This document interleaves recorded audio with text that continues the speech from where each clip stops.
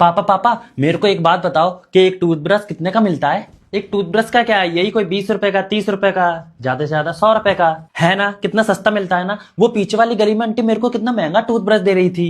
अच्छा हाँ, मेरे को देख के ना ऐसे कर रही थी, 500 रुपए। मैंने बोला मैं तो 20 रुपए वाला यूज करता हूँ। ऐसे किसी भी गली में जाए मत कर चूती। बेबी मैं आपसे बहुत प्यार करता हूँ। अच्छा आई लव यू। जाने मन जवाब तो देकर जाती, आज से तेरा मुट्ठी मारना बंद।